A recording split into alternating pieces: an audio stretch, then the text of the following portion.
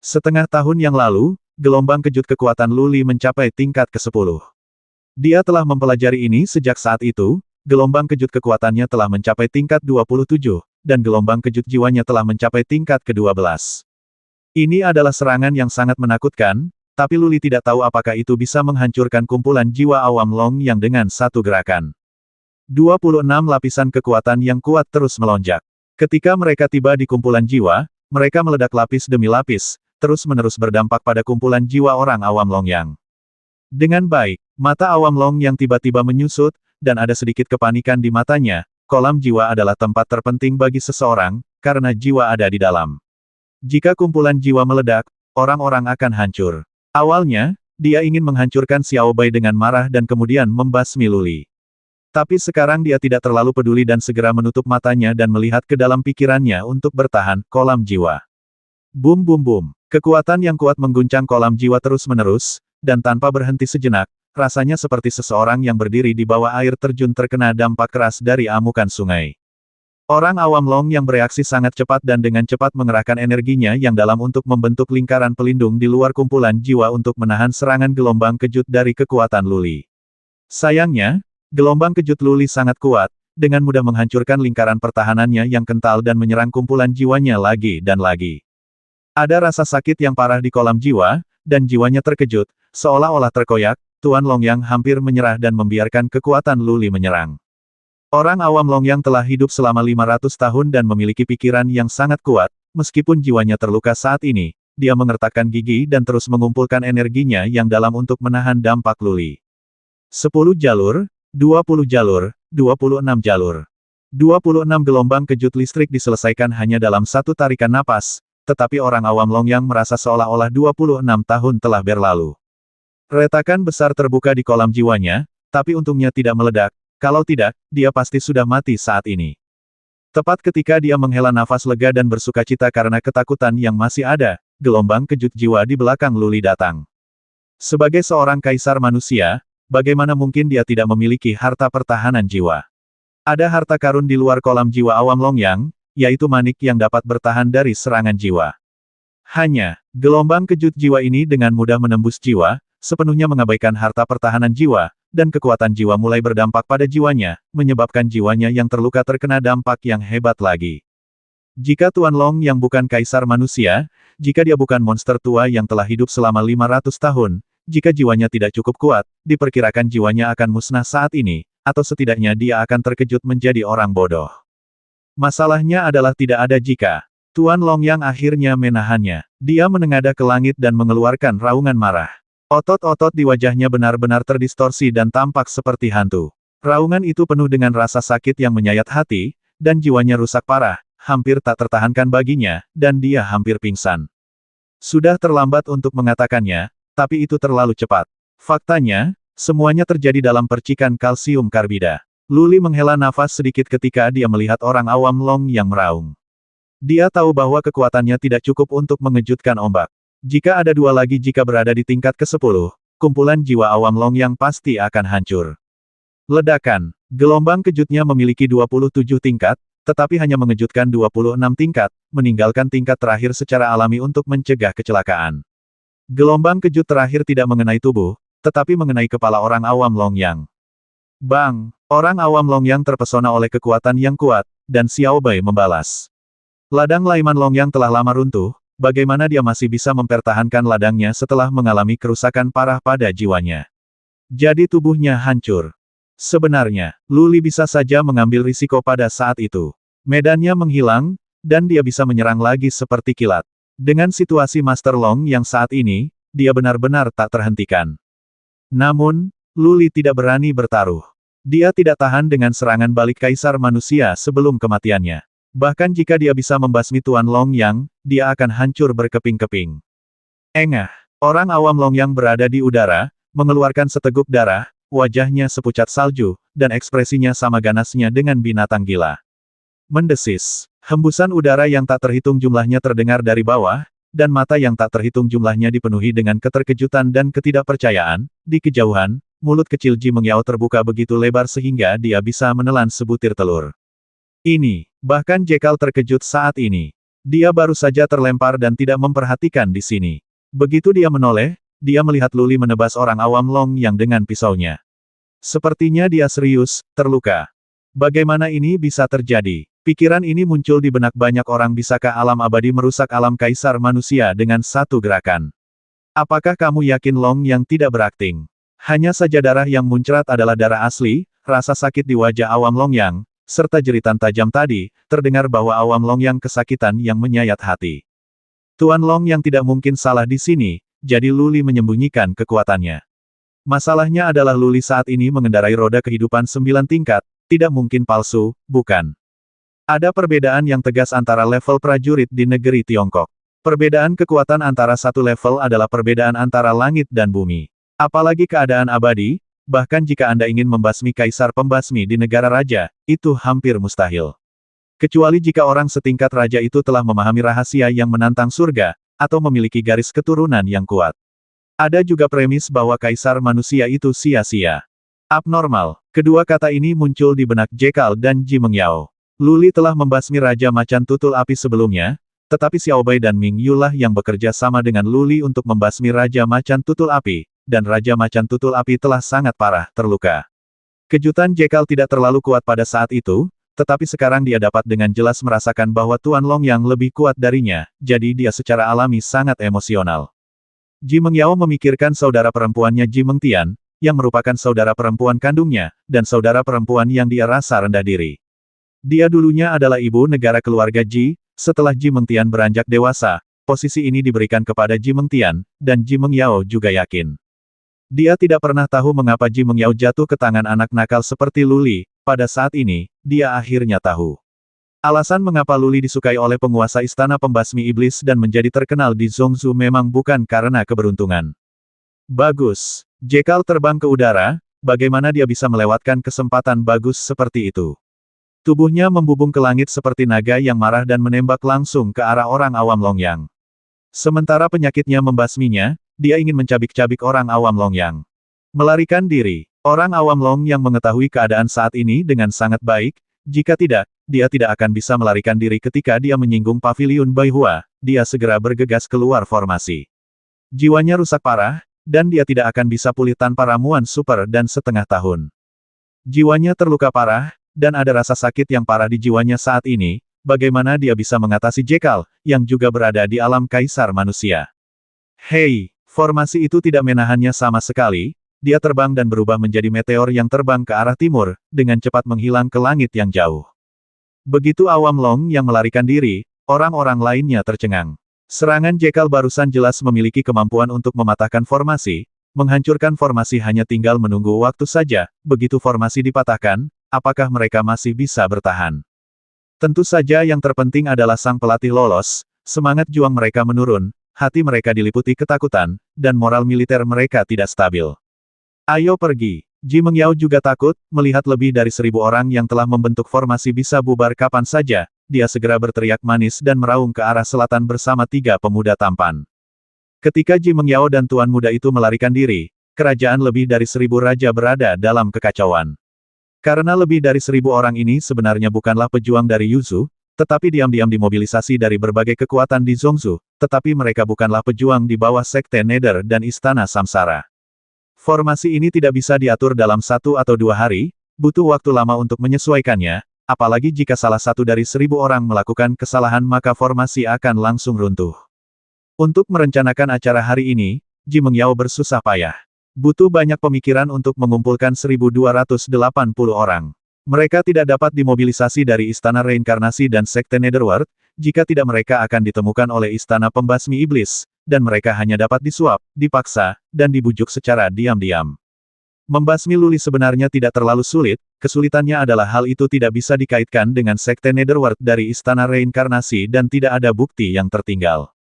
Jika tidak, Istana Reinkarnasi dapat secara acak mengirim Dewa Bumi untuk menghancurkan Beimo dan Yunzu. Para pemimpin Istana Reinkarnasi dan Sekte Nether tidak memiliki rencana untuk masalah ini, dan karena alasan inilah masalah tersebut diserahkan kepada Ji Mengyao. Skenario terburuknya adalah menyalahkan mereka, mengatakan bahwa anak muda cuek dan punya konflik emosi. Oleh karena itu, beberapa saat setelah Ji Mengyao dan beberapa tuan muda melarikan diri, Moral lebih dari 1.000 tentara langsung hancur, beberapa orang segera melarikan diri, dan sisanya segera bubar. Ledakan. Serigala dengan marah membuat segel tangan besar satu demi satu, menghancurkan ratusan raja yang tidak dapat melarikan diri menjadi berkeping-keping. Mata lebih dari 50 raja yang tersisa di Gunung Tianlang berwarna merah, mereka terlalu malas untuk memburu raja-raja itu dan melampiaskan kemarahan mereka di kota Xuanwu. Bum bum bum. Kota dengan cepat berubah menjadi reruntuhan, tentara yang tak terhitung jumlahnya dihancurkan sampai mati, banyak warga sipil terlibat tanpa alasan, kastil-kastil dihancurkan sepotong demi sepotong, dan kota Xuanwu berubah menjadi neraka. Jangan basmi warga sipil. Luli tidak bisa menahan diri untuk tidak berteriak dengan marah. Warga sipil tidak bersalah. Wajar jika pasukan bertempur sampai mati, tetapi warga sipil itu tidak bersalah. Orang-orang di alam Raja Gunung Serigala Surgawi yang kehilangan akal sehatnya terbangun, terutama karena Luli baru saja melukai Lai Longyang dengan satu gerakan dan membangun otoritas tertinggi di hati semua orang, tidak ada yang berani untuk tidak menaati keinginannya. Melarikan diri. Para prajurit di kota Xuanwu akhirnya terbangun dan melarikan diri ke segala arah, tidak pernah berani tinggal lagi. Membasmi. Serigala itu meraung dengan marah, kali ini hampir memusnahkan seluruh pasukannya, jika Luli mati, seluruh klannya akan mati. Dia menahan api di dalam hatinya, dan seperti seekor harimau yang turun dari gunung, dia melepaskan kekuatan magisnya, yang merupakan cara tercepat untuk membasmi orang, dia mengembunkan segel tangannya yang besar dan menamparnya di kastil Aula Xuanwu, yang terisi dengan prajurit dari Aula Xuanwu. Aku akan mengejar Ji Mengyao. Luli sebenarnya menahan amarahnya di dalam hatinya. Dia tidak ingin membasmi prajurit tingkat rendah ini. Pembantaian tidak memberinya kesenangan. Orang-orang dari keluarga Ji berkomplot melawannya berkali-kali, yang membuatnya sangat marah terhadap keluarga Ji, dan dia ingin segera masuk ke dalam keluarga Ji dan melenyapkan istana reinkarnasi.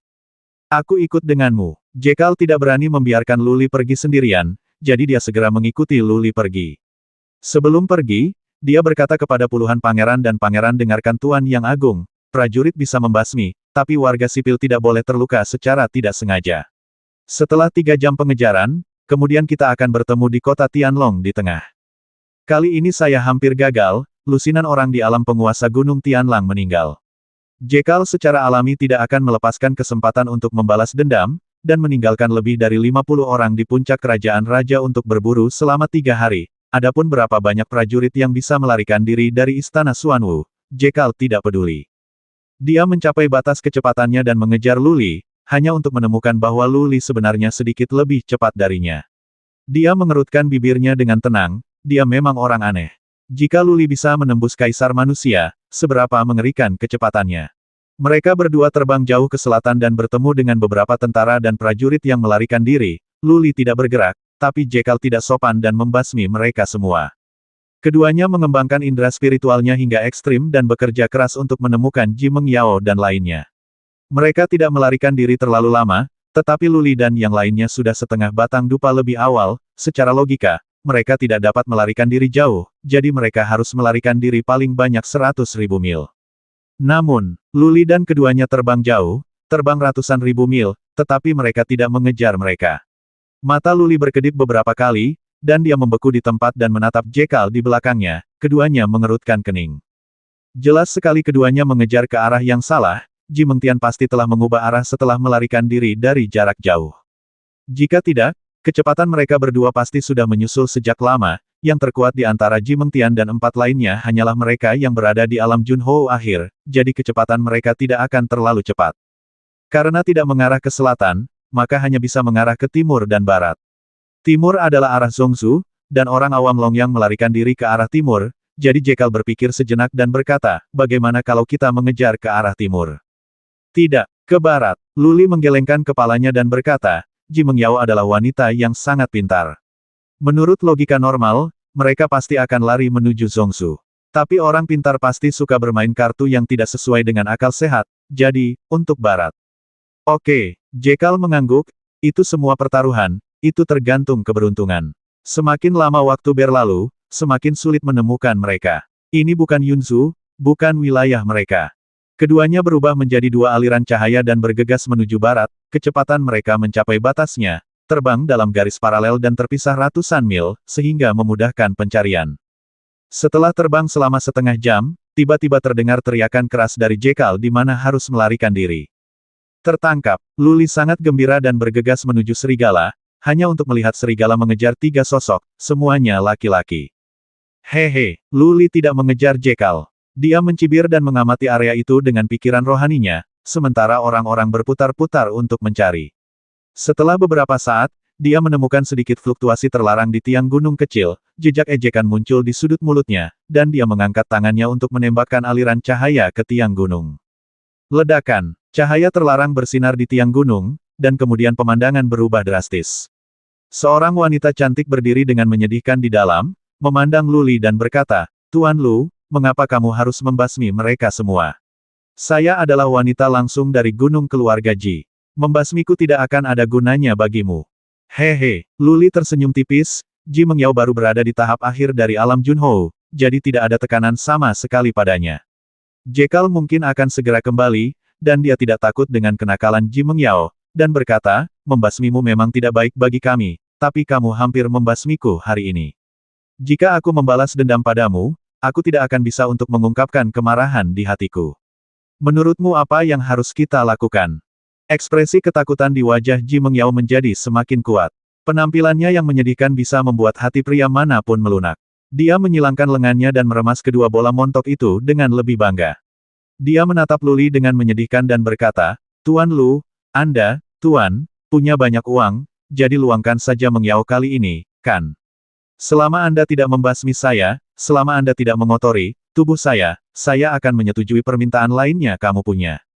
Kotorkan tubuhmu." Senyuman di bibir Luli menjadi sedikit lebih tebal. Jika itu pria lain, dia akan langsung menjadi kebinatangan setelah mendengar kata-kata ini dan secara paksa berhubungan S*K dengan Ji Mengyao, bukan? Dia telah ditipu oleh Ji Mengtian sebelumnya, jadi dia tahu betul bahwa kedua saudara perempuan itu kejam dan berhati kalajengking, dan mereka pasti sedang bertindak saat ini, dengan tujuan memintanya untuk memperkosanya. Tubuh wanita cantik merupakan senjata menakutkan yang mampu membasmi banyak hero tanpa terlihat.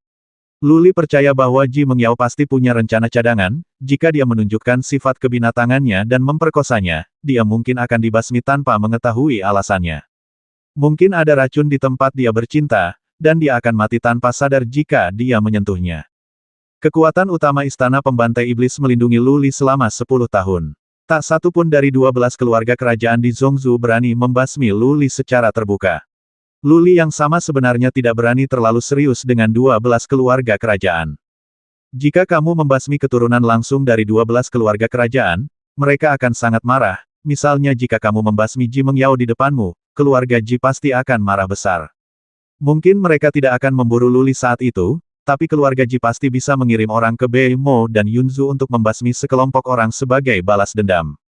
Oleh karena itu, niat membasmi di hati Luli telah melemah secara signifikan saat ini, tetapi itu tidak berarti bahwa dia akan melepaskan Ji Mengyao. Dia merenung sejenak, dan berkata dengan dingin, "Ji Mengyao, tidak apa-apa jika aku jangan membasmimu.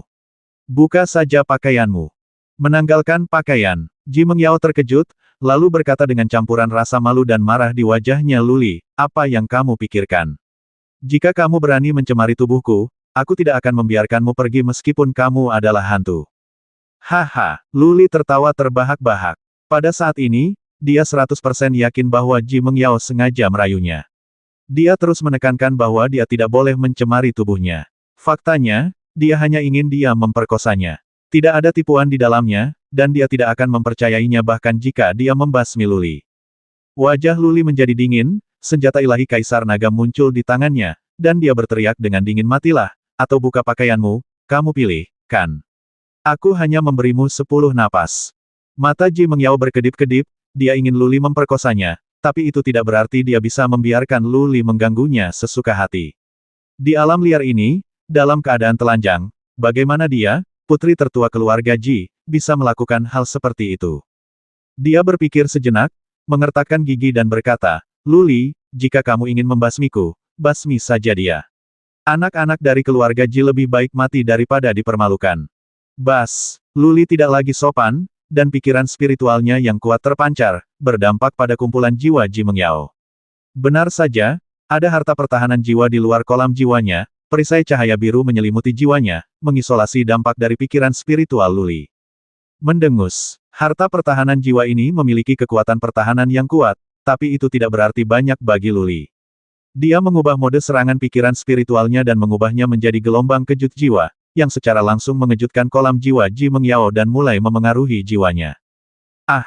Jiwa Ji Mengyao terguncang, dan dia merasakan sakit yang hebat di jiwanya. Dia memegangi kepalanya dan berjongkok, melambaikan tangannya dengan wajah penuh kesakitan. Luli, berhenti, aku akan pergi. Luli dengan mengejek menghentikan serangan jiwa dan berdiri di udara dengan acuh tak acuh, seperti kucing yang memandangi tikus. Ji Mengyao mengerang kesakitan. Melihat Luli sedikit tidak sabar, dia mengulurkan tangannya untuk menarik ikat pinggang di pinggangnya karena malu dan marah. Menyaksikan seorang wanita melepas bajunya tentu merupakan hal yang sangat menarik perhatian. Jika wanita ini sangat cantik dan masih berada di hutan belantara dan melepas bajunya dengan malu-malu, pasti akan membuat darah banyak pria mengalir dan menjadi lebih kebinatangan. Ji Mengyao memandang Luli dengan sedih dengan ekspresi sedih dan dendam, matanya yang besar berkaca-kaca. Jika Luli tidak mengetahui bahwa wanita ini memiliki hati seperti kalajengking yang sama dengan Ji Mengtian, dia mungkin telah tertipu olehnya dan menerkam Ji Mengyao dengan paksa. Saat pakaiannya terlepas satu persatu, tubuh yang sempurna perlahan-lahan terlihat. Ji Mengyao hanya memiliki ikat pinggang berwarna merah muda yang tersisa, dan paha ramping serta bahu bundarnya benar-benar terbuka di udara. Kepenuhan yang akan keluar telah menahan ikat pinggangnya, dan sebagian kecilnya terbuka, memancarkan kilau kristal merah muda. Luli, apakah hanya ini? Ji Mengyao memandang Luli dengan menyedihkan, dengan ekspresi malu-malu yang bisa membangkitkan kasih sayang semua pria. Wajahnya menjadi merah padam, dan kulit di sekujur tubuhnya juga memiliki kilau merah muda samar, seperti buah persik yang matang, yang membuat orang ingin mencicipinya. Luli dengan enggan menelan beberapa suap air liur, matanya melebar, tapi dia mencibir dalam hati. Ji Mengyao mulai melepaskan pesonanya padanya tanpa terlihat. Melalui suku Yaksa, dia belajar sedikit tentang seni pesona, dan daya tahan jiwanya yang kuat juga meningkat pesat. Trik kecil Ji Mengyao tentu saja tidak bisa disembunyikan darinya. Dia berteriak keras, mengangkat senjata ajaib Kaisar Naga di tangannya dan berkata itu tidak cukup, lepaskan terus. Anda, Ji Mengyao menggigit bibir cantiknya, tubuhnya yang halus bergetar, dan dadanya dipenuhi kegembiraan. Setelah ragu-ragu sejenak, dia dengan lembut menarik dasi di belakang lehernya dan perlahan menurunkan ikat pinggangnya, tapi tangannya dengan cepat menutupi kepenuhan di atas dan misteri di bawah. Dia memang cantik. Luli mengangguk diam-diam. Penampilan Ji Mengtian jauh lebih baik daripada Ji Mengyao. Aku ingin tahu apakah Ji Mengtian akan membuat orang semakin gila jika dia melepas pakaiannya. Luli memandang Ji Mengyao dari atas ke bawah dengan tidak hati-hati, dan mengendalikan roda kehidupannya untuk mengelilingi Ji Mengyao beberapa kali, mengagumi pemandangan musim semi yang sangat indah. Ji Mengyao merasa malu dan marah. Dia menatap Luli dengan mata terbelalak. Setelah menunggu beberapa saat, dia melihat Luli tidak menerkam. Alisnya berkerut dan dia sangat bingung. Ji Mengyao sangat percaya diri dengan penampilannya, dan dia juga berspesialisasi dalam seni pesona. Dia percaya bahwa hanya ada sedikit pria di dunia ini yang dapat menahan keinginannya, kecuali pria itu sama buruknya dalam bermain wanita seperti orang awam Longyang, atau dia adalah Liu Xiaohui yang asli. Dia memang sengaja merayu Luli pada awalnya dan ingin Luli menjalin hubungan dengannya. Dia sangat yakin bahwa selama Luli jatuh cinta padanya, dia tidak hanya akan mampu melindungi hidupnya, tapi juga membuat Luli menderita kerugian besar. Luli memintanya melepas pakaiannya, dan dia mengira Luli sudah penuh nafsu. Dia menunggu Luli menerkamnya seperti binatang buas, tapi Luli tetap tidak turun, malah terus mengitarinya, yang membuatnya sangat bingung, dan juga merasa sangat malu dan malu. Setelah beberapa saat, Luli akhirnya berbicara lagi lempar cincin luar angkasa ke sini. Kulit Ji Mengyao sedikit berubah, dan dia merasakan firasat buruk. Dia mengangkat kepalanya dan menatap Luli dan berkata, Luli, jangan melangkah terlalu jauh. Ini hanya tentang merampok S*, tetapi kamu ingin merampok kekayaan. Ya ampun, cincin itu tidak mempunyai harta apapun. Hentikan omong kosong itu. Pikiran spiritual Luli kembali masuk ke dalam pikiran Ji Mengyao, senjata suci Kaisar Naga di tangannya bersinar terang, dan dia berkata dengan suara dingin, berikan aku cincin itu, atau aku akan membuat jiwamu runtuh. Kamu kejam. Merasa bahwa kekuatan jiwa yang kuat dari luar kumpulan jiwa akan melonjak, Ji Mengyao dengan enggan mengeluarkan cincin luar angkasa dan melemparkannya ke arah Luli. Setelah Luli mengambil cincin luar angkasa, dia berbisik kepada Xiao Bai di lengan bajunya. Xiao Bai, keluarkan kuali Dewa Barbar dan masukkan orang ini ke dalamnya. Berdengung, alis Xiao Bai berbinar, dan kuali Dewa Barbar meraung, membesar dengan cepat di udara, kemudian tutup kuali terbuka dan kekuatan hisap yang kuat menyelimuti Ji Mengyao. Luli, kamu hina dan tidak tahu malu, lebih buruk dari binatang. Ji Mengyao terkejut, jika dia tidak mengerti saat ini, dia akan menjadi babi. Luli tidak pernah terpesona olehnya dan tidak pernah berpikir untuk mempermainkan tubuhnya. Dia tahu betul tentang kuali Dewa Barbar. Adiknya Ji Mengtian dan yang lainnya telah disiksa sampai mati di dalam.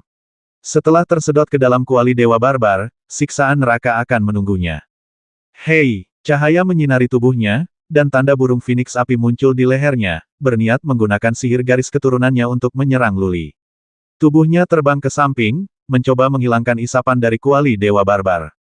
Hehe, Luli menyeringai, dan pikiran spiritualnya yang kuat berubah menjadi gelombang kejut dan memasuki kolam jiwa Ji Mengyao.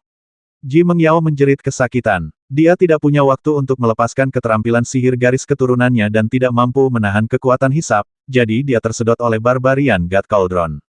Ledakan, tutup kuali Dewa Barbar ditutup, dan dengan cepat berubah menjadi benda terbang kecil. Luli meraihnya dengan satu tangan dan menyapunya dengan pikiran spiritualnya. Dia memandang Ji Mengyao yang berdiri di dalam dengan ketakutan dan berkata, Nona Ji, kamu bilang aku akan menangkap 1000 orang kuat dan membiarkanmu menikmatinya selama tahun. Apa pendapat Anda tentang saran ini? Berdiri terbuka di Barbarian God Cauldron, Ji Mengyao kali ini benar-benar ketakutan karena semuanya di luar kendalinya.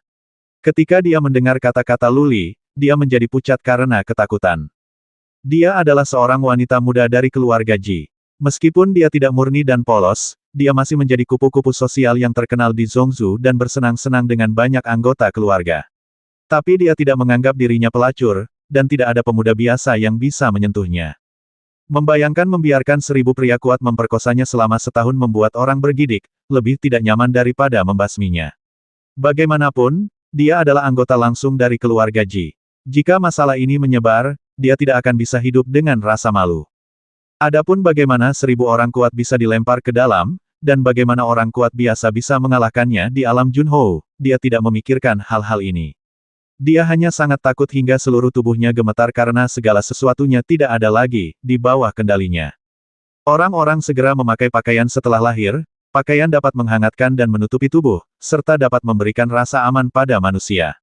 Ji Mengyao sedang terbuka saat ini, Luli telah mengambil cincin luar angkasanya, jadi dia tidak bisa menyulap pakaian begitu saja. Hal ini membuatnya merasa sangat tidak aman dan sangat ketakutan. Di dalam kuali Dewa Barbar gelap, dan itu akan membuat wanita itu merasa takut dan gelisah bahkan jika dia tidak bisa menjangkau. Ditambah dengan ancaman Luli, Ji Mengyao tidak bisa tenang sama sekali, dan dia diliputi ketakutan.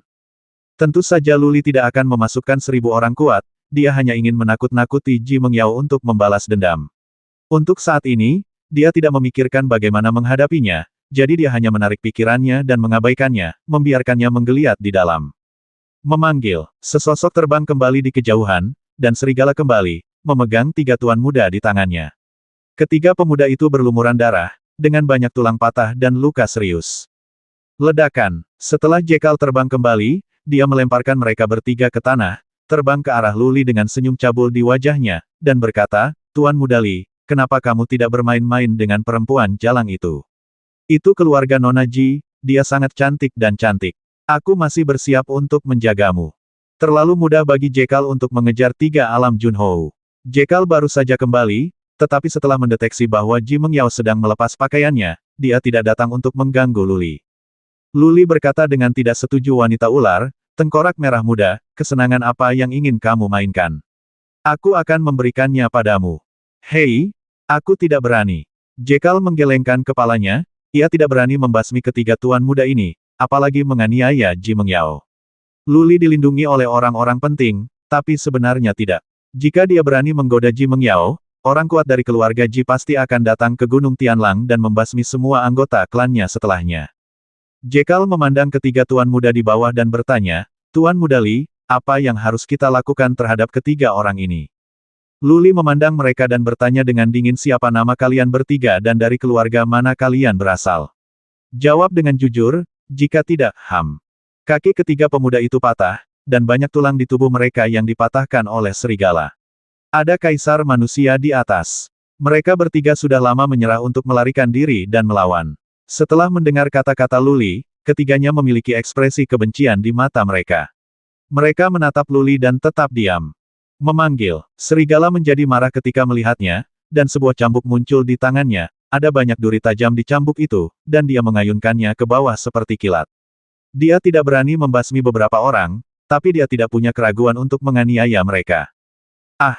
Mereka bertiga segera berteriak, cambuk itu berduri, dan rasanya seperti tertusuk banyak jarum baja saat mengenai mereka. Seseorang pertama-tama ketakutan dan berteriak saya berkata, saya dari Sekte Nether, nama saya Yang Yu, dan kakek saya adalah Yang Hu, tetua keempat dari Sekte Nether. Yang Yu, Luli melambaikan tangannya dan Jekyll meletakkan cambuknya. Luli bertanya, apa hubunganmu dengan Yang Xuan? Yang Yu berhenti sejenak dan berkata dengan jujur patriark muda adalah sepupu saya.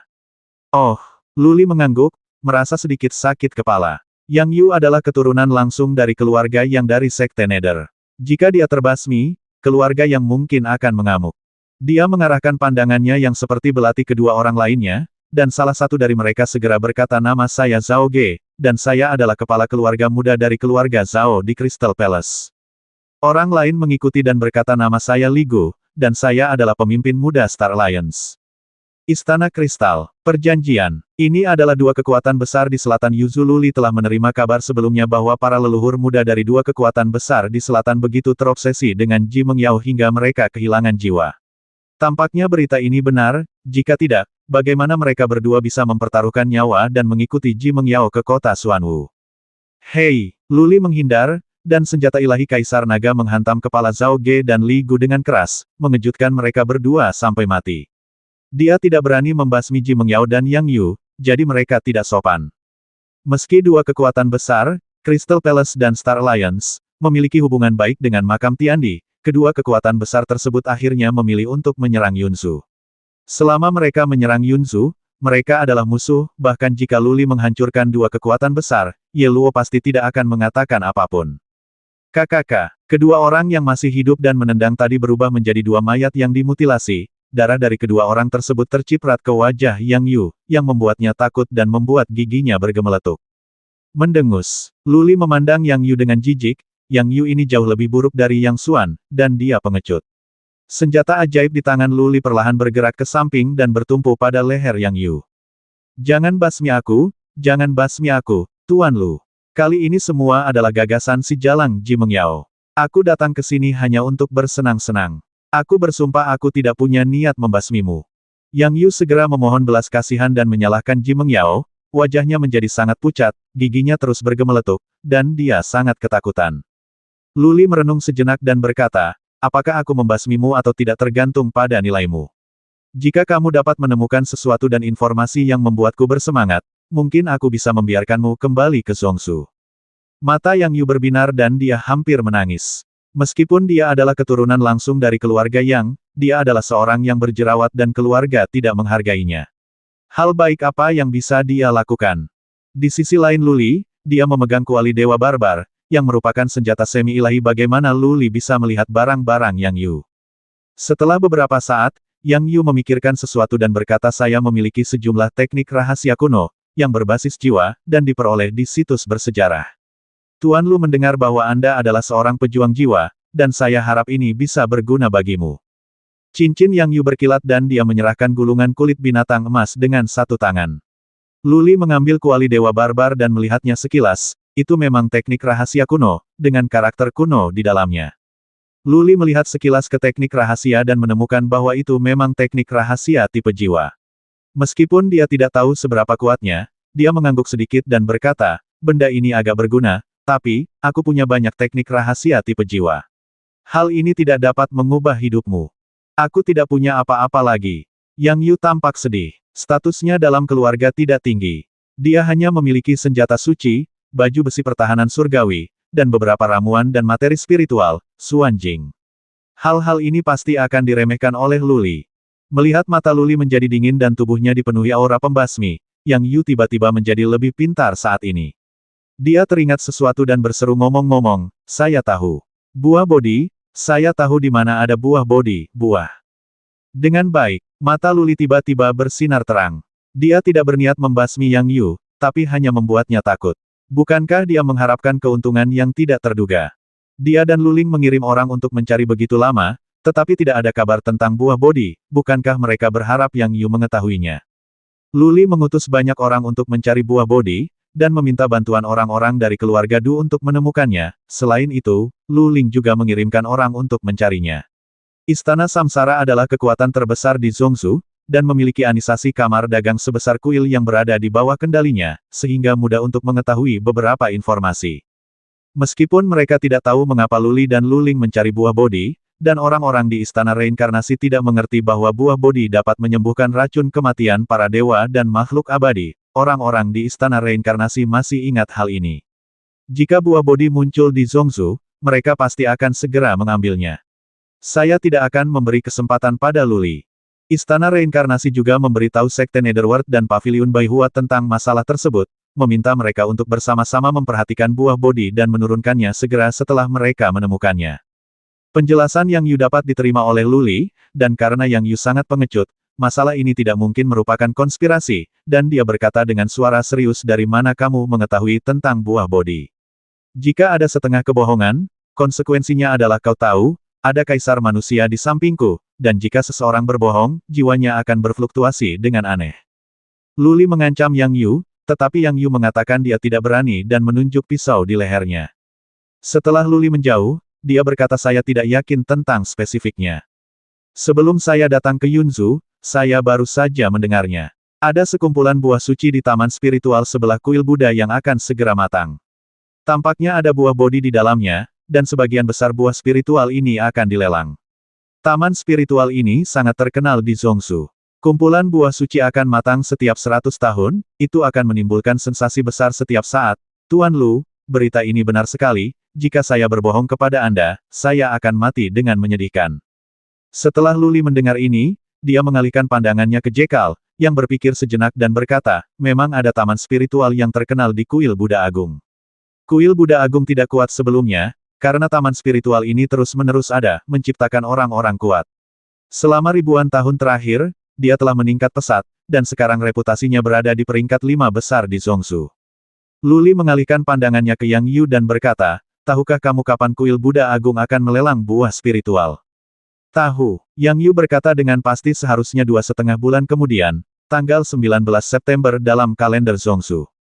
Jekal menghitungnya dan berkata, jika tanggalnya benar, pasti 2,5 bulan kemudian. Bagus. Luli mengeluarkan kuali Dewa Barbar, mengulurkan tangannya untuk melepaskan cincin luar angkasa yang diraih Yang Yu, dan meminta Xiao Bai untuk mengendalikan kuali Dewa Barbar untuk membawa Yang Yu ke dalam. Setelah itu, dia menonaktifkan jarak antara Li Gu dan mereka berdua, lalu melemparkan mayat-mayat itu bersama-sama, kemudian dia merasa puas dan mengambil kuali Dewa Barbar yang menyusut. Ah! Ji Mengyao di dalam panik ketika tiba-tiba seorang pria terbang masuk. Apakah dia mengira Luli pergi untuk menangkap pria kuat dan datang untuk memperkosanya? Dia segera memiliki 2 tanda burung phoenix hitam di lehernya dan ingin menyerang, dia berhenti setelah memindai pikirannya dan menemukan bahwa itu adalah Yang Yu. Yang Yu. Ah! Segera, Ji Mengyao menemukan fakta bahwa dia masih telanjang.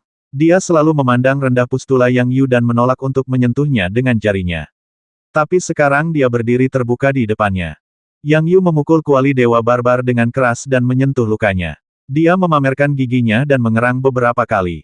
Ketika dia mendengar teriakan Ji Mengyao, dia menoleh dan melirik dengan pikiran spiritualnya. Kemudian keduanya tercengang. Yang Yu membuka mulutnya lebar-lebar dan menemukan bahwa Ji Mengyao menutupi seluruh tubuhnya dengan 1 tangan dan area misterius dengan 1 tangan. Meskipun dia terluka parah, dia pasti mengalami beberapa reaksi saat ini. Ah! Ah! Ah! Ji Mengyao menjadi gila. Dia selalu memandang rendah Yang Yu, tapi sekarang dia begitu sengsara di depannya, dan dia mengawasinya secara gratis. Ini membuatnya merasa malu, marah dan terhina, dan dia ingin melakukannya mati. Ledakan. 2 bayangan hitam masuk. Ji Mengyao mengira seseorang telah masuk lagi, dan dia menjadi lebih gila lagi. Dia menghela nafas lega ketika dia menemukan 2 mayat dengan pikiran spiritualnya. Tidak. Ah, Luli, kamu orang menyebalkan, kamu iblis. Mata Ji Mengyao tiba-tiba menyusut, dan dia mengenali kedua mayat itu sebagai Li Gu dan Zhao Ge, 2 orang yang pernah menjalin hubungan cinta dengannya beberapa waktu lalu berubah menjadi mayat dingin dalam sekejap. Ji Mengyao akhirnya tahu bagaimana Luli akan menyiksanya. Dia melepas pakaiannya, keluar dari ruangan, dan kemudian melemparkan Yang Yu ke dalam, bersama dengan dua mayat, dan kedua mayat ini adalah pria yang memiliki hubungan dengannya. Apakah Luli berencana memenjarakannya untuk jangka waktu tertentu dan membuatnya gila? Ji Mengyao mengalami gangguan mental saat ini, semua cincin luar angkasa telah diambil oleh Luli, jadi Ji Mengyao hanya bisa tetap telanjang. Yang Yu dan Li Gu semuanya telah dipukuli dengan cambuk, dan jubah mereka pang camping, bahkan jika mereka ditarik keluar dari mayatnya, tidak ada yang bisa ditutupi, apalagi jubah mereka berlumuran darah. Tanpa disiplin luar angkasa, tidak akan ada makanan dan air. Meski keduanya dalam kondisi bisa bertahan sebulan tanpa makan atau minum, bagaimana dengan Siuxi dan Daji? Memikirkan adegan jongkok dan buang air di depan Yang Yu, dengan dua mayat berbau busuk di sampingnya, Ji Mengyao menjadi benar-benar gila. Dia melepaskan burung phoenix hitam dan menyerang penutup kuali lagi dan lagi. Namun, kuali dewa barbar ini adalah senjata semi-dewa. Bagaimana bisa diledakkan oleh prajurit biasa? Namun, ketika burung phoenix api menyerang, penutup kuali bersinar terang, menerangi seluruh ruangan, yang merupakan pesta bagi mata Yang Yu. Pada saat ini, Ji Mengyao sangat marah dan melancarkan berbagai serangan, tubuhnya berayun dalam jarak yang luas, dan pemandangannya sangat indah. Berhentilah menyerang atau panas di sini akan menghanguskan kita. Yang Yu menemukan masalah. Burung phoenix hitam dari keluarga Ji memiliki suhu yang sangat tinggi. Hanya ada begitu banyak ruang di dalam kuali, dan suhu di dalam akan meningkat secara bertahap setiap kali dilepaskan. Luli, jika kamu berani membasmiku, jika kamu berani, basmi aku. Ji Mengyao meraung sedih dan marah. Dari sudut matanya, dia melihat Yang Yu menatapnya dengan saksama, dan segera berteriak dengan marah, apa yang kamu lihat? Kalian tidak memiliki barang bagus. Jika aku melihatnya kamu lagi, aku akan mencungkil matamu. Yang Yu mengalihkan pandangannya dengan sikap acuh tak acuh, tapi masih melirik ke sana secara diam-diam dari sudut matanya. Dia sangat masuk akal sehingga jika Luli ingin membasminya, dia pasti akan membasmi Ji Mengyao juga, layak mati dengan wanita cantik di sisinya. Jika Luli tidak membasminya dan tetap terjebak di sini, dia akan sangat bahagia. Ji Mengyao merasa Yang Yu sedang mengintip, mengertakkan gigi dan berjalan menuju kedua mayat itu, merobek beberapa kain berlumuran darah, dan mengelilingi dirinya dari atas dan bawah, meskipun hal ini membuat anunya semakin besar, dia sendiri yang saya rasakan sedikit lebih nyaman, dan saya bisa menutup telinga saya. Cici. Tanpa diduga, detik berikutnya penutup kuali bersinar terang, dan busur listrik beterbangan, menghantam mereka terus-menerus.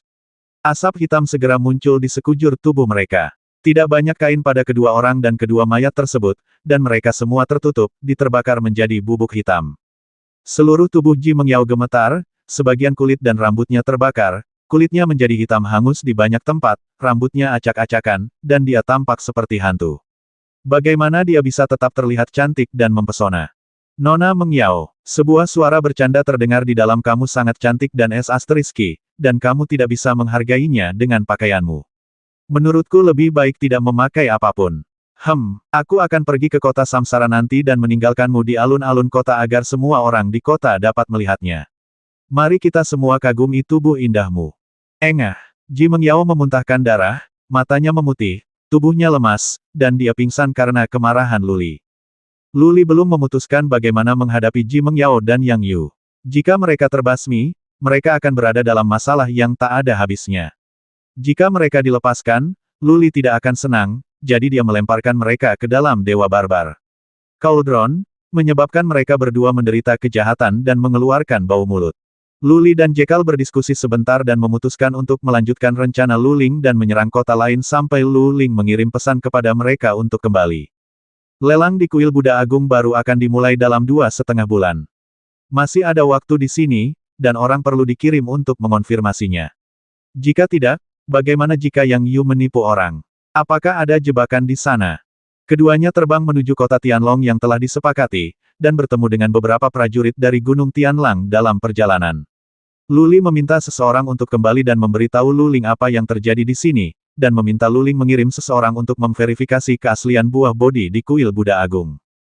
3 hari kemudian, mereka berdua tiba di kota Tianlong, sebuah kota besar di tengahnya, dengan lebih dari selusin orang. Jekal tidak menunggu semua orang datang dan langsung pergi ke kota. Ji Mengyao hanya punya satu, tidak mungkin memasang jebakan semacam ini 2 kali, dan juga tidak mungkin bagi begitu banyak orang untuk memasang 2 formasi menakutkan seperti itu. Benar saja, kali ini formasi pertahanan luar kota dengan mudah dipatahkan. Semua orang bergegas ke kota, dan terjadi badai berdarah lainnya. Para prajurit di kota dibantai satu persatu, dan darah mengalir ke sungai. Setelah membasmi puluhan ribu prajurit di kota, Jekyll membawa Luli dan yang lainnya pergi dan berjongkok di dekatnya menunggu semua orang berkumpul. Suatu hari kemudian, hampir seluruh warga yang selamat di kota Xuanwu berkumpul, kecuali 2 orang yang hilang, tidak diketahui apakah mereka datang terlambat atau terbasmi.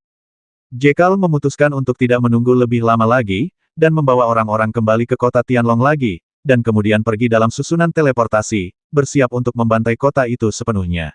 Seluruh Yuzu berdarah seperti sungai, jadi dia tidak percaya tentara Yuzu tidak akan mundur. Luli sebenarnya tidak tahan, karena banyak keluarga di kota itu mungkin tidak mengirim pasukan untuk menyerang Yunzu, yang berarti banyak keluarga dan prajurit yang tidak bersalah. Dia menyebutkannya pada Jekyll, tapi Jekyll tidak mendengarkan saran Luli. Jack mengira ini adalah pertempuran antara Yuzu dan Yunzu. Pada saat ini, pasukan Yuzu menyerbu Yunzu. Bukankah banyak orang Yunzu yang dibasmi dengan tidak bersalah?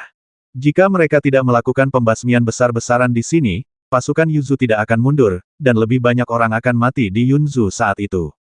Jika Yunzu dikalahkan, semua orang akan mati, dan banyak orang di Gunung Tianlang akan dibantai. Luli tidak bisa berkata-kata dan hanya bisa mengikuti Jekyll dan yang lainnya untuk melanjutkan tindakan mereka. Satu-satunya hal yang bisa dia lakukan adalah melarang para prajurit membasmi warga sipil. Adapun para prajurit, mereka tidak akan menghentikan mereka. Tujuan akhir seorang pejuang adalah kematian, karena Anda memulai jalan seorang pejuang, Anda harus menghadapi kematian dan kesadaran akan terbasmi kapan saja. Itu saja, kota demi kota dibantai, dan semua orang diteleportasi sepanjang jalan. Kecepatannya terlalu cepat, dan tidak ada arah yang pasti. Setelah berteleportasi ke kota secara acak, pembantaian dimulai. Dengan Jekyll dan Luli, dan tanpa kaisar manusia di Yuzu, tidak ada yang bisa menghentikan mereka. Kemanapun dia lewat, mayat tergeletak di mana-mana, terlalu mengerikan untuk dilihat. Jekyll marah dan hampir mendapat masalah di kota Xuanwu. Dia memutuskan jika Luling tidak mengirim pesan, dia akan merobohkan semua kota besar di Yuzu hingga rata dengan tanah. Dia akan membersihkan semua prajurit tingkat rendah di Yuzu dan buat lusinan di Yuzu, bertahun-tahun tidak dapat dipulihkan. Pada hari ke-13, semua orang tiba di Crystal City yang merupakan markas Crystal Palace, semua orang langsung berteleportasi, sehingga formasi pertahanan kota di luar tidak efektif. Jekyll adalah orang pertama yang berteleportasi, menahan serangan sekelompok alam Junho, dan menggunakan medan tersebut untuk melakukan pembantaian untuk sementara waktu. Pada saat Luli dan yang lainnya berteleportasi, situasinya sudah stabil. 3 jam kemudian, Crystal City hancur, dengan sedikitnya puluhan ribu tentara dan pejuang terbasmi. Ratusan ribu tentara juga melarikan diri, setelah Jekyll membiarkan semua orang mengejarnya selama 3 jam, dia bersiap untuk berteleportasi langsung ke kota bintang tempat Star Alliance berada dan menghancurkan kota utama terakhir dari kekuatan besar di Yuzu. Ledakan, jimat giok di pinggang Jekyll hancur. Luli menghela nafas panjang setelah melihatnya. Pembantaian akhirnya berakhir. Berapa banyak orang yang terbasmi selama ini? Luli bahkan tidak mengingatnya, dia telah membasmi setidaknya puluhan ribu orang, bukan? Luli tidak terlalu menyukai pembasmian seperti ini, karena kekuatannya sama sekali tidak seimbang, rasanya seperti pembantaian warga sipil, pembasmian tersebut membuat Luli ingin muntah ketika melihat darah. Kembali, jejak penyesalan melintas di mata Jekyll, seolah dia merasa tidak bahagia karena tidak bisa membantai penduduk Star City. Dia memiliki temperamen yang keras, bahkan jika dia membantai puluhan juta orang, apalagi membasmi beberapa orang ini, dia tidak akan mengedipkan mata. Siapa yang bisa menjadi penguasa sebuah partai yang tidak terbasmi dari segunung mayat dan lautan darah? Semua orang berteleportasi beberapa kali, dan setelah tiba di utara Yuzu, mereka terbang langsung menuju gua tempat mereka diteleportasi ke Yunzu. Kali ini, keberadaannya disembunyikan, susunan teleportasi tidak dapat diekspos, dan ada jalan yang menghubungkan hutan belantara. Setelah terbang selama 2 hari, semua orang tiba di gua tempat susunan teleportasi berada, ada 2 Junho Jingmen dari Gunung Tianlang menunggu di dalam. Luli segera bertanya setelah masuk bagaimana situasi pertempuran di Yunzu. Kedua orang itu jelas menunggu di sini untuk menyebarkan informasi militer. Salah satu dari mereka segera menyeringai dan berkata bagus sekali. Bunda Suci telah merencanakan strateginya dan membuat perhitungan yang luar biasa. Pasukan Yuzu telah dikalahkan sepenuhnya. 2 dari mereka kaisar manusia Yuzu telah terbasmi, dan 4 lainnya ditangkap, bergabung dengan kekaisaran Yunwu kami, dan sekarang digunakan oleh kami. Oh, Luli sangat gembira, tapi Jekyll memiliki kilatan emosi yang rumit di matanya. Untuk tujuan saya, kata-kata ini jelas berarti bahwa 4 Kaisar Yuzu memakan pil jiwa mayat Phoenix api milik Lu Ling dan menjadi budak burung Phoenix Lu Ling seperti dia. Lu Li tidak peduli dengan apa yang dipikirkan Jekyll, dia menatap orang di depannya dengan mata tajam dan bertanya, ceritakan secara detail, bagaimana situasi spesifiknya. Jun Houjing dari Gunung Tianlang berkata dengan mata penuh kekaguman segera setelah Yuzu diserang, pasukan Yuzu menerima berita dengan cepat, dan semangat mereka menurun. Namun, tentara tidak mundur, tetapi bergerak maju dengan kecepatan penuh untuk bersiap untuk menyerang Yunsu. Sui Cheng, orang suci mengerahkan beberapa jenderal dan mulai menyerang berbagai pasukan di Yuzu secara diam-diam. Mereka membasmi beberapa orang dan melarikan diri setiap saat, membuat moral tentara Yuzu semakin tidak stabil. Pada saat yang sama, Kaisar secara pribadi melakukan ekspedisi dan memimpin pasukannya untuk menelan beberapa pasukan yang diperintahkan untuk berkumpul menuju kota Yunsui. Terjadi perang yang berkecamuk di mana-mana. Tentara Yuzu mengalami serangan balik skala penuh oleh kami. Setelah kemenanganmu di kota Xuanwu, pasukan Yuzu akhirnya mundur. Yuzu ada perselisihan di antara 4 kekuatan utama. Kaisar manusia dari Istana Kristal dan Aliansi Bintang adalah yang pertama mengungsi, tetapi mereka disergap 2 kali oleh Kaisar dan para suci. Mereka membasmi 2 Kaisar manusia dan menangkap 4 Kaisar manusia. Sekarang Kaisar memimpin tim untuk mengejar mereka. Sisa-sisa orang yang membasmi Yuzu diperkirakan telah mencapai Laut Yunyu, dan mungkin telah membobol Yuzu dalam beberapa saat. Penjelasan tentang alam Junhou tidak terlalu jelas dan lengkap, tetapi Lu Li dan Jekyll memahami arti umum dan banyak menebak cerita di dalamnya, dan kebenarannya pasti tidak semudah yang dijelaskan oleh alam Junhou. Jekyll dan Lu Li saling memandang, mereka sedikit menyesal karena tidak dapat berpartisipasi dalam pertempuran dengan Lu Ling dan secara pribadi membasmi dan menangkap Kaisar manusia Yuzu. Kak, kamu benar-benar tidak mengecewakanku. Lu Li menghela nafas sedikit, dengan ekspresi bangga di wajahnya Lu Li sudah menduga bahwa Yunzu pasti akan memenangkan pertempuran ini. Apa yang tidak disangka Lu Li adalah kemenangan akan datang begitu cepat dan indah. Ada 9 kaisar manusia di Yuzu. 2 terbasmi dan 4 memberontak. Hanya tersisa 3 kaisar manusia. Tidak perlu menebak hasilnya, Yunzu kini telah meraih kemenangan besar. Itu tergantung pada sikap Lu Ling dan dia tidak akan melakukannya, menangkan Yuzu Jue. Tidak akan menyerah. Lu Li dan Jekyll berteleportasi kembali ke Yunzu melalui susunan teleportasi, dan menemukan bahwa tidak banyak pasukan di kota, hanya beberapa ratus ribu pasukan, dan hanya ada sedikit di alam Junhou. Lu Li memandang ke arah istana Yunsui dengan pikiran mentalnya, tetapi tidak menemukan Lu Ling di dalam. Dia dan Jekyll memasuki aula belakang, menemukan Jun Houjing yang dikenalnya dan bertanya, di mana orang suci itu? Bukankah dia ada di kota Yunsui? Orang tua di Jun Houjing memberi hormat dan menjawab orang suci itu telah pergi bersama tentara. Dia berkata bahwa setelah kamu kembali, dia akan membiarkanmu duduk di kota Yunsui. Duduk sebagai komando, Lu Li mengerutkan kening, berhenti sejenak dan bertanya, di mana tentara sekarang? Orang tua itu menjawab ada berita pagi ini bahwa tentara telah menyeberangi Laut Yunyu. Kaisar telah secara terbuka mengirim pesan untuk menghancurkan Tapping Yuzu. Lu Li bingung dan bertanya tentara telah pergi ke Yuzu, apakah kota Yunsui masih perlu memimpin? Dia mengarahkan pandangannya ke Jekyll dan berkata, Jenderal, Anda tetap di sini sementara saya pergi ke militer untuk memberikan bantuan. Beraninya Jekyll membiarkan Lu Li bertindak sendiri. Dia menggelengkan kepalanya berulang kali dan berkata Tuan Kekaisaran Agung, karena orang suci telah memberikan instruksi, mari kita tunggu saja di sini. Dan, tidak hanya duduk sebagai penanggung jawab sendirian, tetapi juga memantau Liang Zhu dan Zhongzu. Bian, tugas kita juga sangat berat. Orang tua itu menasihati orang suci itu berkata bahwa ini adalah perintah. Jika Grandmaster tidak mematuhi perintah tersebut, dia akan mengikuti hukum sang jenderal. Lu Li mengerutkan bibirnya tidak setuju, apakah Lu Ling akan menggunakan metode militer padanya. Dia bisa mengerti apa yang dimaksud Lu Ling. Kali ini situasi keseluruhan telah diputuskan. Tidak peduli apakah Lu Li pergi atau tidak. Lebih aman untuk tetap tinggal.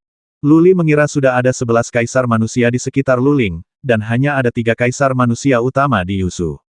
Tidak mungkin bagi Zhongzu untuk campur tangan secara terbuka, jadi seharusnya tidak ada bahaya di sana. Dia benar-benar tidak bisa membantu banyak dalam hal ini, masa lalu. Sudahlah, Lu Li tidak ingin terlibat lagi, jadi dia berubah pikiran dan bertanya, sudahkah Anda mengatur orang-orang yang pergi ke kuil Buddha Agung untuk menyelidiki informasi tersebut? Orang tua ini adalah budak Luling, dan sepertinya adalah kepala manajer istana Yunsui. Luli tahu bahwa Luling sering memintanya untuk mengatur beberapa hal, jadi dia menanyakan pertanyaan ini. Orang tua itu mengangguk dan berkata, kami telah mengaturnya. Kami akan langsung menggunakan formasi rahasia untuk mengirim pesan kepada orang-orang di Zhongshu. Diperkirakan akan ada berita dalam waktu kurang dari 10 hari. Bagus. Daripada pergi ke Yuzu untuk melakukan pembasmian besar-besaran, Luli lebih mementingkan buah bodi, jadi dia menetap di istana Yunsui untuk berlatih sebentar. Sedangkan untuk memantau pergerakan Liangzu dan Zhongzu, Luli menyerahkannya pada Jekal. Luling tidak memberikan instruksi khusus apapun, dia pasti akan mengirim seseorang untuk mengawasinya, jadi dia tidak perlu khawatir. 5 hari kemudian, informasi militer datang dari depan. Tentara Yunzu memasuki Yuzu dan menangkap 1 kaisar manusia lagi. 2 kaisar manusia yang tersisa tidak berani melawan sama sekali dan melarikan diri ke selatan. Tentara menyapu ke arah Yuzu seperti api di padang rumput. Kemanapun ia melewatinya, keluarga-keluarga kuat dari segala ukuran meninggalkan kota dan menyerah. Tidak ada kota yang berani melawan. Hanya dalam 5 hari, tentara telah menyerang ratusan kota, dan hanya masalah waktu sebelum mereka menguasai seluruh Yuzu. 5 dari 9 kaisar Yuzu kini telah memberontak, 2 terbasmi, dan 2 sisanya diperkirakan akan segera melarikan diri dari Yuzu. Sama seperti Luli dan Jekal dengan mudah menyapu kota-kota yang tak terhitung jumlahnya, pasukan tanpa orang kuat juga rentan. Tidak peduli berapa banyak pasukan yang ada, selama ada kaisar manusia yang memimpin pasukan, 10.000 tentara dapat menyapu 1 juta tentara lawan. Di negeri Tiongkok, yang kuat adalah makhluk tertinggi, orang yang kuat dapat dengan mudah menduduki suatu wilayah, dan akan ada banyak pejuang yang mengikutinya, dan dapat dengan mudah menciptakan kekuatan yang besar. Ketika orang kuat ini mati, kekuatan ini akan segera hancur. Setelah Luli mendapat berita itu, dia tidak terlalu memperhatikannya, itu semua sudah diduga. Sekarang tergantung apakah 2 kaisar manusia yang tersisa akan melarikan diri dari Yuzu, bertarung sampai mati, atau ditangkap kembali oleh Luling. Luling mendapatkan kembali beberapa kaisar manusia lagi. Luli tidak terlalu bersemangat. Beberapa kaisar manusia dan lusinan kaisar manusia memiliki arti yang sama. Luli dan Luling sekarang sama sekali tidak takut dengan kekuatan di luar Zhongshu. Jika 12 keluarga kerajaan Zhongshu datang untuk menyerang, bahkan jika kekaisaran Yunwu memiliki 100 kaisar manusia, hasilnya akan sama, hanya 2 makhluk abadi dari istana reinkarnasi yang dapat menekannya. Tentu saja, memiliki lebih banyak kaisar manusia memiliki keuntungan, setidaknya lebih mudah untuk membina orang-orang kuat di negeri dongeng. Luli hanya peduli pada buah bodi di dalam hatinya, dan Bai Qiuxue adalah satu-satunya kekhawatiran di hatinya sekarang, selama Bai Qiuxue bisa menyelamatkannya, tidak akan ada penyesalan bahkan jika dia mati. Waktu berlalu sedikit demi sedikit, dan 4 hari berlalu lagi, berita akhirnya datang dari Zhongshu, dan kepala manajer istana Yunsui segera menemui Luli untuk melaporkannya. Memang ada banyak sekali buah spiritual yang dilelang. Kabar tersebut telah dipastikan bahwa dalam lebih dari sebulan, Kuil Buddha Agung akan melelang sejumlah buah spiritual di kota 10.000 Buddha. Kumpulan buah spiritual ini semuanya adalah buah spiritual terbaik. Masing-masing tak ternilai harganya dan memiliki efek yang sangat menantang surga. Hal ini telah menyebar ke seluruh Zhongshu dan telah menjadi peristiwa besar di Zhongshu. Banyak keluarga, besar dan kecil, bergegas ke sana. Kota 10.000 Buddha. Sangat disayangkan para pengintai di Zhongshu tidak mengetahui apakah ada buah bodi. Informasi tersebut dirahasiakan sebelum buah spiritual tersebut dilelang. Diperkirakan hanya anak-anak dari keluarga besar yang berhak mengetahuinya. Setelah Luli mendengar apa yang dikatakan kepala manajer, dia segera mengeluarkan peta itu dan melihatnya. Setelah melihatnya beberapa kali, dia menghela nafas lega. Kuil Buddha Agung berada di sebelah barat Zhongshu, bukan terlalu jauh dari Yunzu dan Yuzu. Dia bertanya kepada Jekal, jika kita ingin pergi ke kota 10.000 Buddha, bisakah kita berteleportasi ke sana? Teleportasi adalah kemampuan untuk berteleportasi. Jekal berkata dengan ragu-ragu, tapi tidak apa-apa jika kita tidak memasuki Zhongshu. Begitu kita masuk, 12 klan kerajaan dapat membasmi kita sesuka hati. 12 klan kerajaan tidak dapat menyerang benua lain, tetapi berbeda ketika kita memasuki Zhongshu. Mereka bisa mendapatkan kami apapun yang mereka inginkan. Dia dibasmi atas tuduhan konspirasi. Manajer umum setuju dan berkata, dalam keadaan normal, kami tidak pergi ke Zhongshu. Bahkan jika kami ingin membeli materi spiritual, kami hanya mempercayakan orang-orang di sana untuk membelinya. Jika jenderal pergi ke Zhongshu, dia tidak akan pernah bisa bertahan hidup selama ini, 3 hari. Grandmaster, Masalah ini Anda tidak perlu khawatir, saya akan mengatur agar orang mengirim banyak suguk-guk ke sana. Orang suci telah memberi perintah sebelumnya. Jika ada buah bodi, dapatkanlah dengan cara apapun. Kamu takut pada 12 klan kerajaan, tapi aku tidak. Luli menggelengkan kepalanya dan berkata, saya pergi ke Zhongzhou secara terbuka, siapa yang berani menyentuh saya? Bahkan jika saya pergi ke kota Samsara, orang-orang di istana Samsara tidak akan berani menyentuh saya. Mereka bahkan takut terjadi sesuatu pada aku di kota Samsara, jadi mereka masih ingin melindungiku. Masalah ini terlalu penting bagiku. Aku tidak akan pernah membuat kesalahan apapun. Luli berpikir sejenak dan melanjutkan kamu mengirim pesan kepada saudara perempuanku dan berkata bahwa aku akan pergi ke kota 10.000 Buddha. Jika dia tidak setuju, aku akan pergi sendiri diam-diam pergi. Ini, Jekyll dan General Manager sama-sama merasa malu melihat desakan Luli. General Manager tidak punya pilihan selain mengirim seseorang untuk memanggilnya. Luli tidak peduli lagi dan menunggu kabar di aula belakang. Jika Luling memanggilnya dan menyuruhnya untuk tidak pergi, dia akan pergi sendiri dan mengambil buah bodi meskipun dia merampoknya. Bai Qiuxue telah dibekukan selama 2 tahun. Tubuh seseorang dibekukan oleh Gletser, tetapi jiwanya dapat berpikir. Dunianya gelap gulita, dikelilingi oleh es yang tak ada habisnya. Di hari-hari seperti ini, kebanyakan orang pasti menjadi gila, bukan? Kita harus pergi ke kota 10.000 Buddha. Luli sangat bertekad, terlepas dari apakah ada buah bodi di kuil Buddha Agung, kali ini dia akan pergi ke kota 10.000 Buddha. Panggilan telah dikirimkan kepada Luling, namun Luling masih belum mendapat balasan, memakan waktu 4 hari penuh dan dia tidak kembali dengan membawa panggilan tersebut. Hal ini membuat Luli sedikit cemas, dan dia hampir ingin melarikan diri sendirian. Informasi militer dari depan telah dilaporkan kembali, dan tentara bergerak menuju Yuzu seperti angin musim gugur menyapu dedaunan yang berguguran. 3 kaisar manusia membentuk sebuah kelompok dan memindahkan yang kuat masing-masing, merebut kota-kota besar satu demi satu dengan kecepatan yang mengerikan, hanya dalam 4 hari, mereka menaklukkan ratusan kota berturut-turut. Kedua kaisar manusia melarikan diri ke ujung selatan. Tergantung situasinya, mereka mungkin melarikan diri. Karena, 2 kaisar manusia sebenarnya mulai menjarah keluarga besar dan kecil di Yuzu. Keduanya akan melarikan diri, jadi mereka secara alami harus mengambil beberapa materi spiritual, Xuanjing, sehingga mereka dapat kembali lagi di masa depan. Mereka berani merampok keluarga besar dan kecil di Yuzu, dan mereka tidak perlu lagi nongkrong di Yuzu, sehingga kemungkinan mereka berdua melarikan diri sudah mencapai 90%. Luling tidak segera mengirim orang untuk menyergap keduanya. Pertama, Yuzu terlalu besar dan harus ditelan satu persatu, jadi dia tidak bisa menyisihkan terlalu banyak orang. Kedua kaisar manusia ini memiliki kepribadian yang relatif kuat, jika didorong terlalu keras akan mudah mati. Selain itu, kedua orang ini menjarah keluarga besar dan kecil di Yuzu, sehingga memudahkan penyatuan Yuzu. Luli menunggu dengan tidak sabar di kota Yunsui setelah 3 hari berikutnya, panggilan Luling akhirnya datang. Luling mengizinkan Luli pergi ke kota 10.000 Buddha, tetapi meminta Luli untuk membawa Jekyll bersamanya. Pada saat yang sama, Luling juga memberikan Jekyll sebuah surat rahasia dan sebuah buku rahasia. Teknik pengecilan tulang. Setelah beberapa kali melirik, mata Jekyll dipenuhi kegembiraan. Luli datang dan melihatnya. Dia tampak familiar. Kemudian dia teringat dan bertanya, bukankah ini teknik rahasia Meng Sen? Ketika Meng Sen datang ke Yunzu bersama Luli untuk pertama kalinya, dia menggunakan teknik pengecilan tulang dan menjadi seukuran orang normal, dan penampilannya sangat berubah. Luli mengerti maksud Luling, dia meminta Jekyll untuk mempelajari teknik pengecilan tulang agar dia bisa mengubah penampilannya dan mengikuti Luli ke Zhongzhou tanpa mudah dikenali. Adikku memintamu untuk mengikutinya secara diam-diam. Luli berkedip dan menebak-nebak sedikit, ketika Jekyll mengangguk, Luli akhirnya memahami strategi Luling. Jekyll mempelajari teknik pengecilan tulang dan diam-diam menyelinap ke Zhongzhou, mengikuti Luli sepanjang jalan. Dengan cara ini, keluarga besar di Zhongzhou tidak akan berpikir bahwa Jekyll dan Luli berada di pihak yang sama, dan bahwa mereka adalah kaisar manusia di Zhongzhou, dan keselamatan Jekyll akan terjamin. Tentu, Luli lebih tahu bahwa Luling meminta Jekyll untuk mengikutinya, sehingga dia akan mati demi Luli pada saat kritis.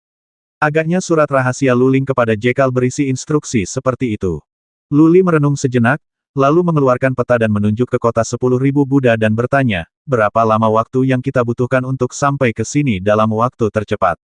Jekyll berpikir sejenak dan menjawab jika kita berteleportasi secepat mungkin, itu bahkan tidak akan memakan waktu 10 hari. Jika kita menyelinap masuk secara diam-diam dan mengambil jalan memutar dan tetap bersikap low profile, itu akan memakan waktu sekitar setengah bulan. Setengah bulan, itu masih pagi. Masih ada 1,5 bulan tersisa sebelum pelelangan di kota 10.000 Buddha. Luli melambaikan tangannya dan berkata, Jekal, pergi dan salin teknik pengecilan tulang. Saya akan mempelajarinya dan melihat apakah saya bisa ubah penampilanku. Ayo lakukan serendah mungkin. Ini akan lebih aman.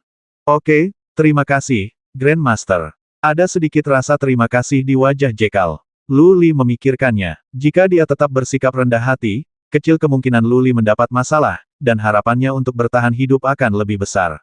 Jika tidak, jika sesuatu terjadi pada Luli, identitasnya akan terungkap dan kemungkinan terbasmi akan meningkat pesat. Jekal memberikan salinan teknik pengecilan tulang kepada Luli dan mempelajarinya sendiri. Ini adalah teknik rahasia kuno, dan pasti akan sulit untuk dipahami dan akan memakan waktu lama. Luli memberinya waktu 20 hari untuk menyadari perasaannya, terlepas dari keberhasilan atau kegagalan, mereka berdua harus berangkat. Luli kembali ke kastil dan memikirkan masalah di Zhongzhou sejenak, lalu tiba-tiba teringat bahwa masih ada 2 orang yang dikurung di kuali Dewa Barbar. Dia segera mengeluarkan kuali Dewa Barbar dan memeriksa situasi di dalamnya, dia takut Ji Mengyao dan Yang Yu akan mati kelaparan di dalam. Ji Mengyao dan Yang Yu sangat menderita, luka Yang Yu hampir sembuh, bagaimanapun, Yang Yu berada di alam Junhou dan kemampuan pemulihan tubuhnya sangat kuat. Namun keduanya setengah tergeletak di dinding kuali dan merasa lemas, rambut acak-acakan, mata tidak fokus, tampak seperti 2 pengemis, bahkan tidak kuat menggerakkan tangan. Ji Mengyao bahkan lebih buruk lagi, dia meringkuk di sudut dengan lutut di lengan, matanya setengah tertutup, dan dia menutupi separuh tubuhnya dengan rambut hitamnya yang terbakar. Ada ekspresi putus asa di matanya, dan dia bernapas sangat lambat, seolah-olah dia bisa mati kapan saja. Hehe, Luli sama sekali tidak merasa kasihan padanya, bagi wanita berhati ular, hukuman seperti itu masih ringan. Setelah memikirkannya, takut mereka berdua akan mati kelaparan, dia mengambil air dan makanan kering lalu melemparkannya ke dalamnya. Ledakan, 2 kantong air dan 5 atau 6 potong daging kering dimasukkan ke dalamnya, membangunkan Ji Mengyao dan Yang Yu. Kedua orang itu terkejut secara naluriah, dan cahaya redup menyala di mata mereka, setelah pikiran spiritual tersapu, mata mereka tiba-tiba berbinar. Setelah lama tidak makan atau minum, keduanya menjadi sangat lemah, yang paling mereka inginkan adalah minum banyak air dan makan enak. Memanggil, tubuh Yang Yu terlempar, bergegas menuju air dan makanan seperti guk-guk ganas yang berebut makanan. Ji Mengyao ingin bergegas, tapi dia segera mendongak karena malu dan marah, dan mencibir Luli, apa? Apakah kamu takut kita akan mati di sini? Kupikir kamu sangat pintar. Luli tersenyum tenang dan menyampaikan pesan aku melemparkan sesuatu untuk dimakan Yang Yu. Kamu terlalu banyak berpikir. Jika kamu punya nyali, mati kelaparan saja. Aku tidak akan memaksamu. Luli memberitahu Ji Mengyao dan mengabaikannya, apakah dia ingin makan atau tidak. Di dalam, Yang Yu mulai makan banyak. Dia sangat lapar setelah lama tidak makan. Beberapa daging kering lebih enak daripada makanan lesat. Gulu. Melihat setengah dari 5 potong daging kering dimakan oleh Yang Yu dalam beberapa pukulan, Ji Mengyao terus menelan ludahnya. Melihat Yang Yu tidak berhenti dan terus makan dengan ganas, Ji Mengyao menjadi cemas dan berteriak dengan marah, Yang Yu, kamu mau mati. Melihat ekspresi bersemangat Ji Mengyao, Yang Yu bangun dan melemparkan sekantong air dan sepotong daging kering ke atasnya.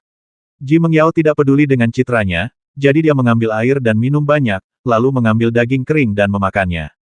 Segera dia menghabiskan sepotong daging kering, tetapi masih merasa lapar. Ji Mengyao melihat Yang Yu memiliki sepotong lagi di sana, dan dengan cepat berkata dengan keras, Yang Yu, buang ke sini.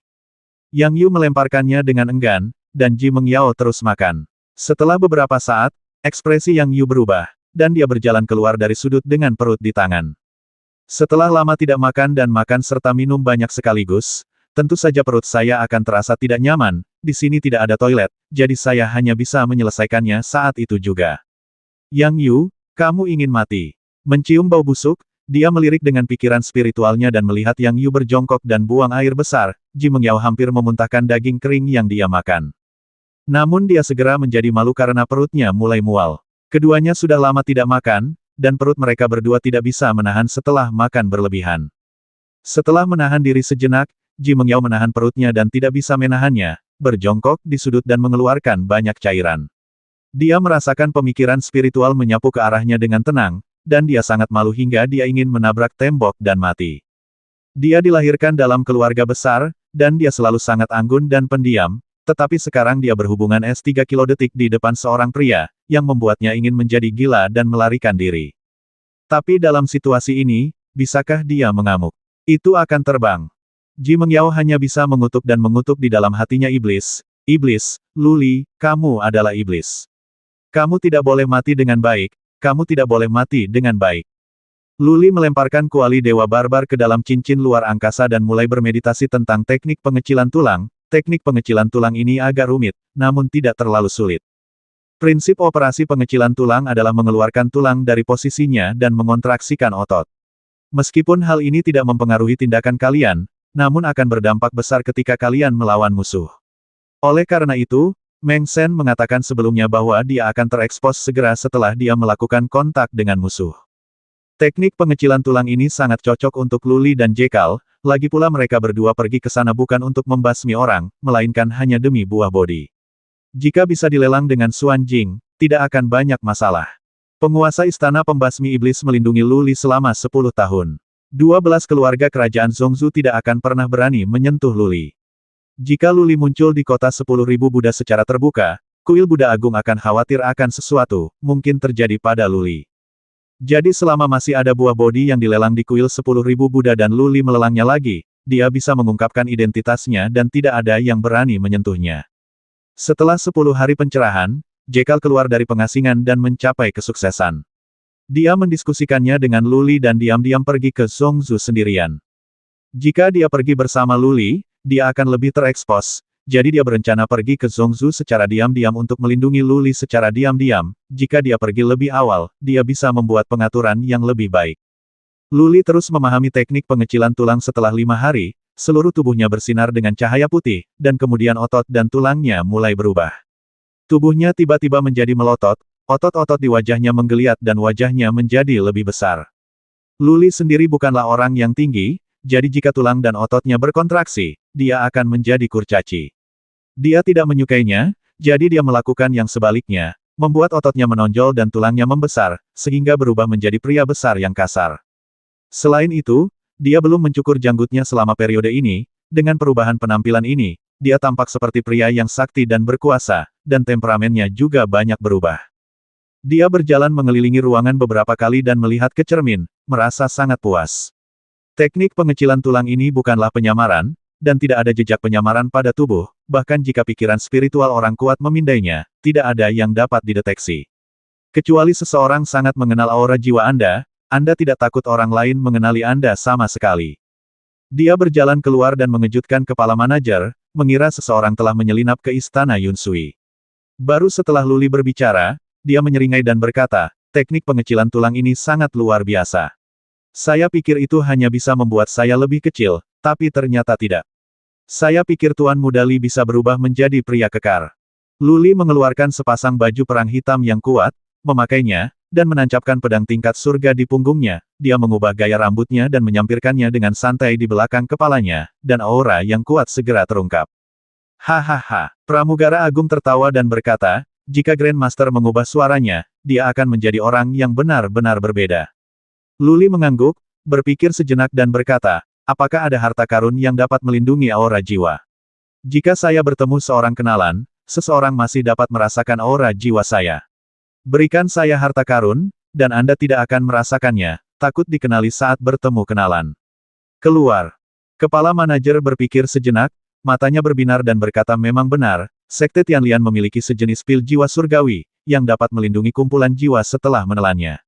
Kecuali kaisar manusia dengan jiwa yang kuat, bahkan kaisar manusia biasa ingin menjelajahi jiwamu yang sulit. Manajer umum dengan cepat mengirim seseorang ke bendahara untuk mengambilnya. Dia mengirimi Luli lusinan pil jiwa surgawi, dan juga membawa sebotol pil lagi untuk Luli. Dia menjelaskan sambil tersenyum ini juga disempurnakan oleh Sekte Tianlian. Ramuan itu disebut Tianlian dan dapat meningkatkan aura Anda dalam waktu singkat, membuat Anda terlihat sangat kuat. Tentu saja, ini palsu, hanya untuk menakut-nakuti orang. Tuan Muda Li, anggap saja bersenang-senang. Dan benda ini, Luli menyeringai, menakut-nakuti orang bukanlah hal yang buruk. Dia melemparkan semua obat mujarab dan kemudian bertanya bukankah Istana Reinkarnasi dan Sekte Netherworld mengirim seseorang ke Yunzu atau Yuzu. Yang Yu dan Ji Mengyao sudah lama hilang, jadi Istana Samsara dan Sekte Nether pasti sudah menerima kabar tersebut sejak lama. Kedua orang ini merupakan keturunan langsung dari keluarga Ji dan keluarga Yang, tidak mungkin kedua keluarga tersebut membiarkan mereka begitu saja bukan. Kepala manajer berpikir sejenak dan berkata ada banyak pengintai yang datang ke Yuzu dan Yunzu, tetapi mereka tetap bersikap rendah hati untuk menanyakan berita tersebut. Orang suci itu mengirim pesan yang mengatakan bahwa selama mereka tidak menimbulkan masalah, mereka akan diabaikan. Lu Li agak mengerti. Bagaimanapun, Istana Reinkarnasi dan Sekte Netherworld lah yang mengambil inisiatif untuk membasmi Lu Li. Kedua keluarga besar masih takut Istana Pembasmi Iblis akan menimbulkan masalah. Mereka berdua belum mati saat ini, dan jimat giok kehidupan mereka tidak rusak. Sekte Nether dan Istana Reinkarnasi tidak dapat secara terbuka menimbulkan masalah, dan hanya dapat menyelamatkan mereka secara diam-diam. Karena dia tidak secara terbuka mengirim orang untuk menyelamatkan mereka, Lu Li mengabaikan mereka. Hari sudah larut, dan dia berkata kamu dan saudara perempuanku mengirim pesan untuk memberitahuku bahwa aku akan pergi ke kota 10.000 Buddha, kota Gurun Utara dan neraka api. Dia menanggung banyak masalah. Kepala manajer diam-diam memperhatikan hal ini, dan memberi isyarat kepada dua prajurit Realem Junho tingkat menengah, dan menjelaskan kepada Lu Li keduanya adalah prajurit keluarga dari Zongzu, bernama Gumin dan Guyu, dan Gumin adalah tuan muda ketiga dari keluarga Gu. Mereka semua setia kepada Dewi, biarkan mereka pergi bersamamu kali ini, itu akan jauh lebih mudah. Bagus. Dengan prajurit dari Zongzu yang menjaganya, lebih mudah untuk menyembunyikan identitasnya. Lu Li memandang Gumin dan berkata, Tuan Gu, saya akan menjadi pengawal Anda mulai sekarang. Anda bisa memanggil saya Gu Li. Gumin berusia awal 30-an dan dilahirkan dalam keluarga besar di Zongzu. Dia memiliki temperamen yang baik. Dia menangkupkan tangannya dan berkata, Tuan Muda Li, saya telah berbuat salah kepada Anda selama beberapa waktu. Namaku Gu Li. Lu Li menekankan, dan Gumin dengan cepat mengubah kata-katanya. Manajer umum mengangguk sedikit, Lu Li melambai ke Gumin, dan mereka bertiga dengan cepat berlari menuju kastil. Meskipun dimungkinkan untuk berteleportasi ke Zongzu dari sini, Lu Li memilih untuk tetap bersembunyi pasti ada pengintai Zongzu yang mengintai di kota Yunsui. Dia dan Gumin pergi ke kastil dan berteleportasi ke Gua Yuzu. Setelah meninggalkan gua, mulailah terbang ke arah timur ada kota tepi laut besar di sana, yang dapat diteleportasi ke Zongzu. Kota besar ini masih dikuasai oleh keluarga besar Yuzu, namun identitas dangkal Gumin berasal dari keluarga Gu di Zongzu, beraninya keluarga besar Yuzu berani menyinggung keluarga Gu di Zongzu. Ini pulau belalang Fei yang diteleportasi ke Zongzu. Pulau itu dikuasai oleh keluarga kelas 6, dan juga merupakan wilayah Istana Samsara. Namun, keluarga Gu kami sering berdagang secara diam-diam dengan Yunzu Yuzu, dan Istana Samsara dan Fei Pulau Lokas tahu tentangku. Identitasnya tidak boleh diungkapkan. Gumin menjelaskan di jalan, Lu Li mengangguk sedikit dan diam-diam berkata bahwa orang yang diatur oleh manajer umum untuknya adalah orang yang baik dan dapat mengurangi banyak masalah. Mereka bertiga tiba di kota besar tepi laut, Gumin menunjukkan token identitasnya, dan susunan teleportasi diaktifkan secara langsung. Gumin dianggap sebagai selebriti di Yuzu dan Yunzu, dan semua keluarga besar mengetahui identitasnya. Sekarang Yuzu berada dalam kekacauan, mudah bagi Gumin untuk kembali ke Zongzu. Lu Li berpakaian seperti penjaga, di puncak alam keabadian, dengan janggut lebat, dan tampak seperti pria kasar, tapi tidak ada yang meliriknya untuk kedua kalinya. Bas, entah sudah berapa lama mereka berteleportasi, tapi mereka bertiga akhirnya merasa telah mendarat.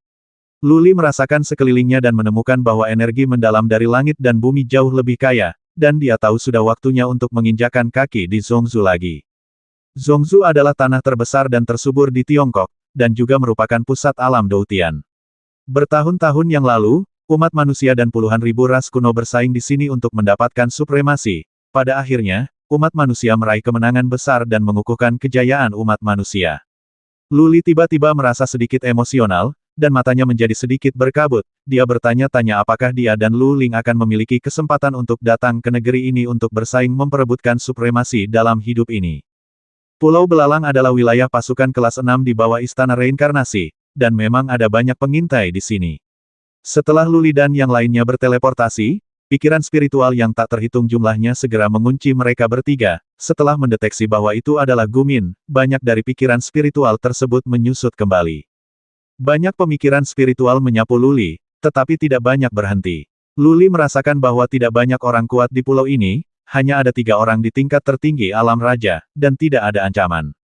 Sepertinya Gumin sering berteleportasi dari sini, dan dia sangat akrab dengan seorang komandan di sini. Dia mengajak Luli dan mereka berdua ke sana untuk mengobrol sebentar, lalu mengajak Luli dan mereka berdua untuk melanjutkan teleportasi jauh.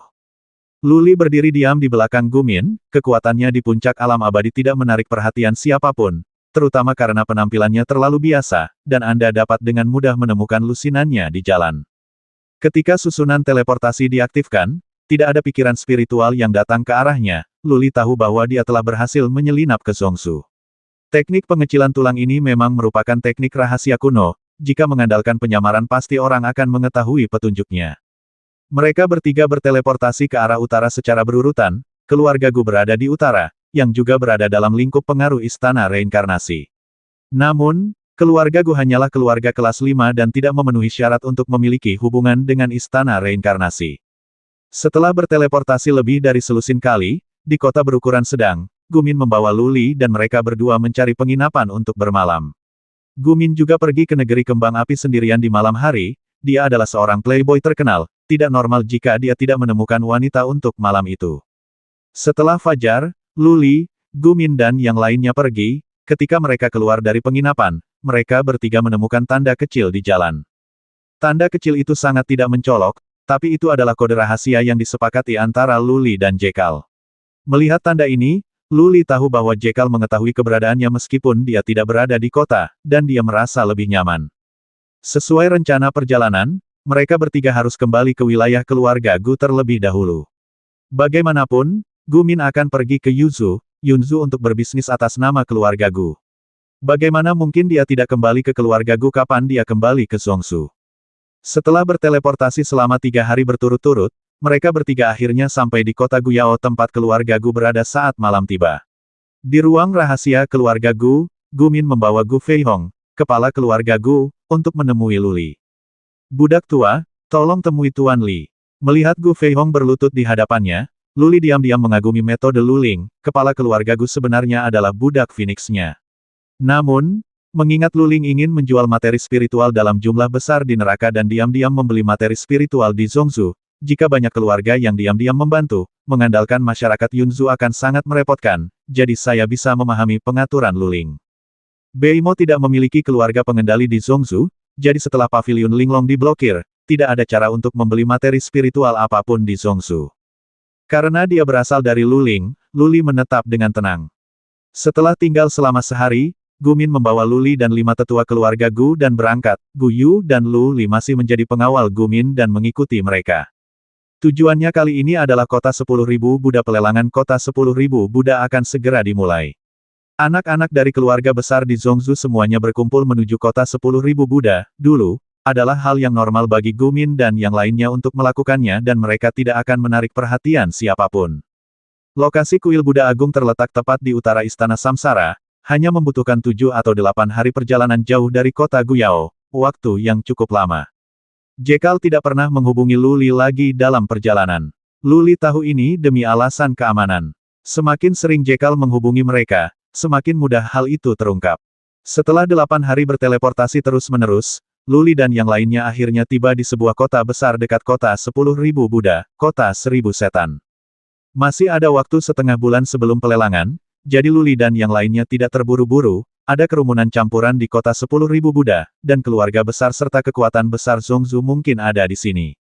Luli memutuskan untuk tidak pergi ke sana dulu untuk menghindari identitasnya terungkap.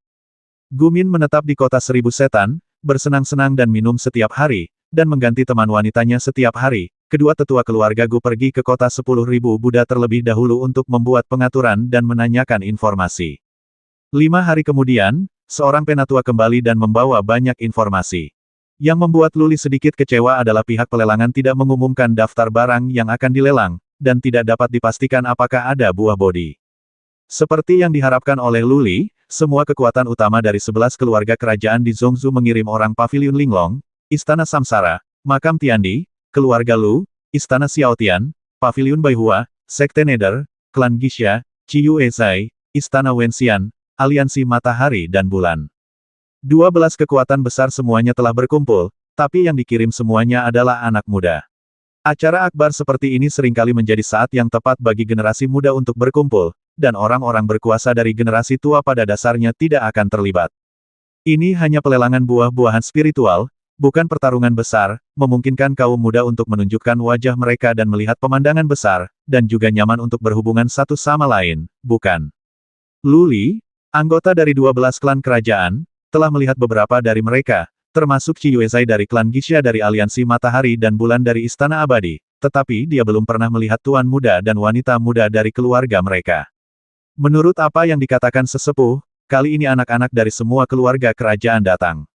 Selain itu, banyak keluarga besar juga yang mengirimkan pemimpin klan muda, seperti Ye Luo, yang merupakan pemimpin klan muda keluarga Ye dari keluarga kerajaan Makam Tiandi. Tuan Muda Li, tetua itu berpikir sejenak dan kemudian menceritakan beberapa berita yang tidak pasti dikatakan bahwa Ji Mengtian, Yang Xuan, Lu Xuandi, Fei Yu dan lainnya juga akan datang, tetapi berita tersebut belum dapat dikonfirmasi. Apa? Mata Lu Li tiba-tiba melebar, dan dia berkata dengan tidak percaya bukankah mereka berada di alam darah. Bagaimana mereka bisa keluar lebih awal? Orang-orang ini diasingkan ke alam darah, yang secara pribadi diperintahkan oleh penguasa istana pembasmi iblis. 3 tahun baru berlalu dan 1,5 tahun telah berlalu, siapa yang berani melepaskannya? Konon dia keluar setengah bulan yang lalu. Tetua itu berkata dengan tidak yakin tampaknya kekuatan beberapa orang di alam darah telah meroket, dan kemudian mereka menekan semua orang kuat di alam darah.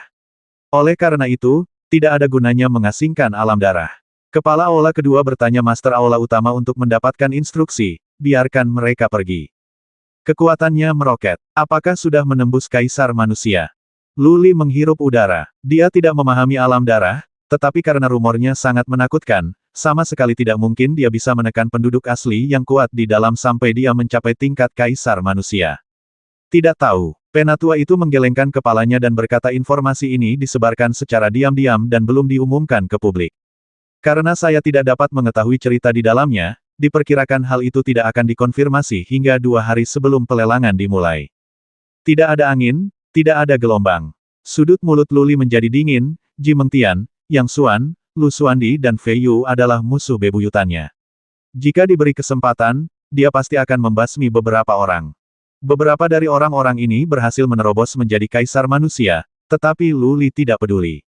Saat dia mengungkap identitasnya, tidak ada yang berani menjadi musuhnya secara terang-terangan. Dia takut dengan buah bodi. Yang Yu berkata bahwa Istana Samsara dan Sekte Netherworld tahu bahwa dia sedang mencari buah bodi. Jika Ji Mengtian dan yang lainnya benar-benar datang ke kuil Wanfo dan meminta kuil Buddha Agung untuk menjual buah bodi kepada mereka, perjalanannya akan berhasil sia-sia. Sekalipun kuil Agung Buddha tidak dijual kepada mereka tetapi dilelang, kekuatan besar ini memiliki latar belakang yang terlalu luas. Diperkirakan dia bisa bersaing dengan harga berapapun, meski dia telah membawa banyak suguk-guk, berapa banyak keluarga kerajaan yang bisa dia lawan. Lu Li merasa segalanya tiba-tiba menjadi sangat sulit. Tidak mudah menemukan buah bodi, tapi sekarang kemungkinan mendapatkannya sepertinya sangat rendah. 630.